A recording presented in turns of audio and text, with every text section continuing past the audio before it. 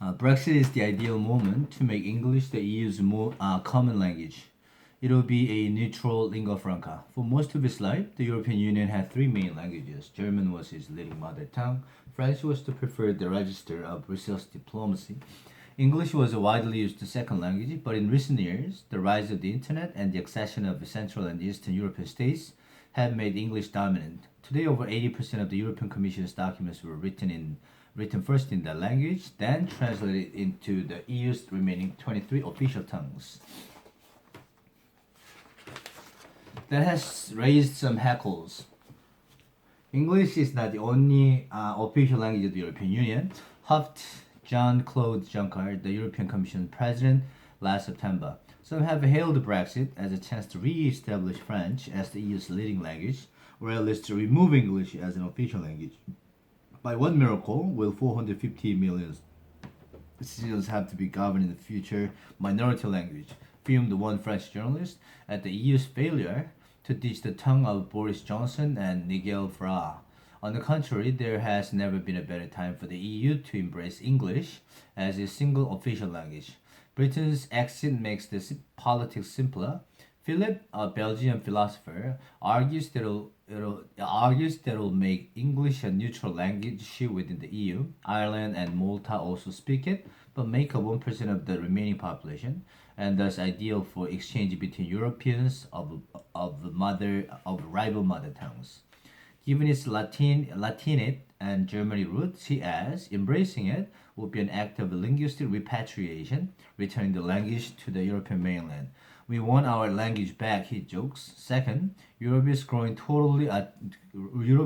together politically. From anti-migrant protests to the Fridays for Future environmental demonstrations by school pupils, causes are crossing borders more than before. Turnout rose to a 25-year high in the European elections last month after a campaign in which leaders from Matteo Salvini of Italy's populist right to Emmanuel Macron of France's Liberal Centre made an impact beyond their own countries. The French president wants to introduce a pan-EU list of candidates at the next elections. In this more genuinely European political era, a universally accepted lingua franca makes all the more sense. English is the only logical candidate. Some fret that formalizing its preeminence would entrench Anglo-Saxon culture and allow English language publications like The Economist to dominate. In fact, several big continental media houses, including most of Germany's major newspapers, Spain's Blah, and Greece's Blah, now publish online English versions in order to take part in pan-European debates. Formalizing English would merely encourage others to follow suit. The keenest proponents of an Anglophone EU are not Brits or Americans, but A. Germany's former president and B. Italy's former prime minister. Another complaint from the English bashers is that other political entities like America, Canada, and Switzerland manage it without a single official language.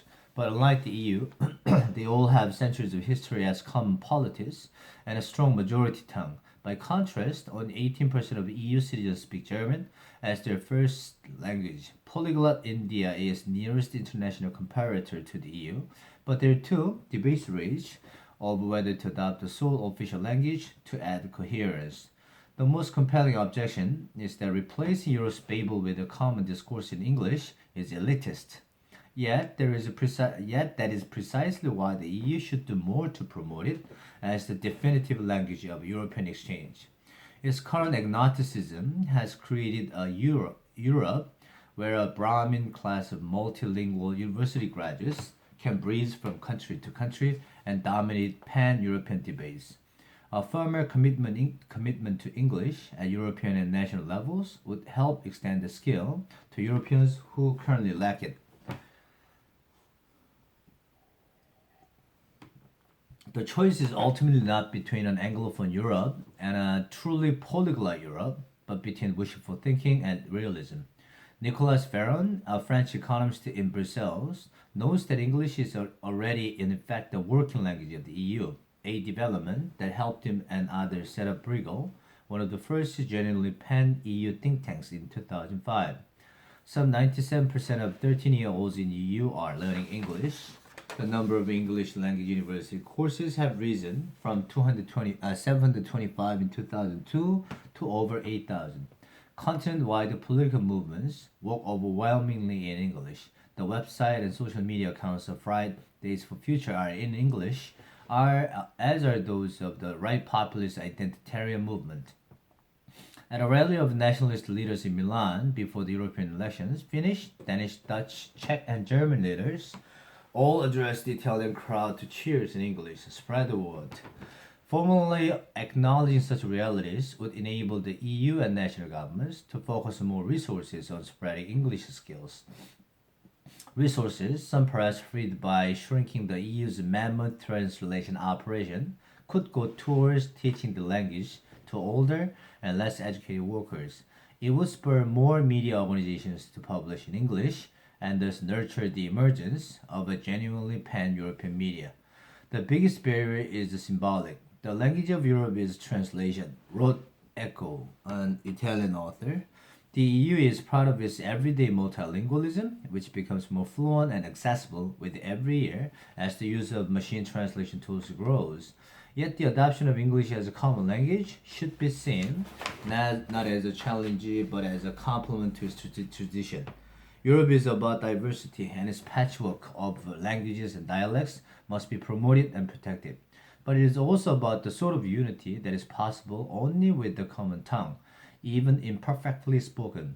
Universalizing English while upholding the EU's native languages would not be a betrayal of the cosmopolitan European ideal, but its affirmation.